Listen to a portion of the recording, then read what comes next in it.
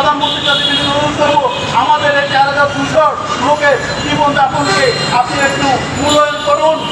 আমরা তো দেশের নাগরিক, আমরা তো বহির্বিশ্ব থেকে আসি নাই, আমরা বাংলাদেশের নাগরিক। তো আমরা যদি বেকার হয়ে যাই, তাহলে আপনি বেকারত্বকে কোথা থেকে ইয়ে করবেন? তো তাতে আমি আপনাদের কাছে অনুরোধ করবো, আমাদেরকে বেকারত্ব দিকে ফেলে দিবেন না।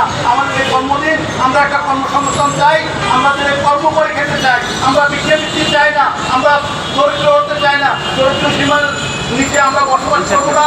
আমরা উন্নয়নশীল দেশে উন্নয়ন করে আমরা থাকতে চাই। পানি সম্পদ ডেইলি উন্নয়ন প্রকল্পের 4200 এলএসপি আমরা 7টি বছর এই সেক্টরে শ্রম দিয়ে যাচ্ছি। আমরা এই সেক্টরকে সারা বিশ্বের সাথে পরিচিত করেছি। আমরা এই সেক্টরকে সাজিয়েছি, প্রত্যেকটা ঘরে ঘরে গিয়ে আমরা এই প্রাণী সম্পদ সেবা পৌঁছে দিয়েছি। আমরা অক্লান্ত পরিশ্রমের ফলে সঠিক তথ্যগুলো আমরা সরকারকে দিতে পেরেছি।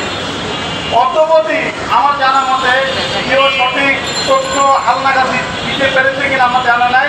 আমরা এই তথ্যগুলো আমরা সর্বাবস্থায় আমরা সরকারকে দিতে পেরেছি। আমরা এমন কাজ করেছি যে কাজগুলোর দ্বারাই প্রাণী সম্পদ উন্নয়ন হয়েছে, দেশে ডেয়ারি সম্পদ ডেভেলপ হয়েছে, দেশে বৃদ্ধি গ্রুপ তৈরি হয়েছে। সরকার স্বপ্ন দেখেছে বাংলাদেশ থেকে দুধ মাংস ডিম রপ্তানি করবে, সেই সুযোগ আমরা তৈরি করে দিয়েছি। কিন্তু অত্যন্ত দুঃখের বিষয়, আমরা আজকে সে 31শে মাস থেকে আমরা বেকার হয়ে পড়েছি। আমাদের এখানে অনেক লোক আছেন যারা এই 8500 টাকা দিয়ে একটা সংসার চলতো, ছেলে মেয়ে লেখাপড়া করাতো, কিন্তু দুঃখের বিষয় আজকে থেকে আমরা সেটা থেকে 2026 সালের 31শে মার্চে আমাদের এখান থেকে বেকার করে দেওয়া হয়েছে।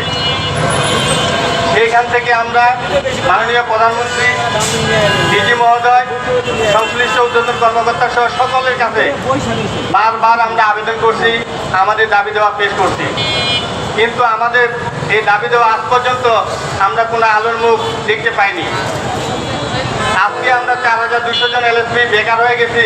আমাদের পরিবার পরিজন আমরা আজকে এমন একটা পর্যায়ে গেছি, এই বাংলাদেশে কখনো এটা মাননীয় প্রধানমন্ত্রী নিশ্চয়ই এটা আমাদের দিকে তাকাবেন এবং আমাদের এই বেকারত্ব যাতে উনি ব্যবস্থা গ্রহণ করেন, সেই জায়গা থেকে আমরা মাননীয় প্রধানমন্ত্রীর কাছে বিনীতভাবে অনুরোধ করব, আমরা আর কতবার মাঠে নামবো, আমরা কতবার আর এই আন্দোলনের সাথে সম্পৃক্ত থাকবো।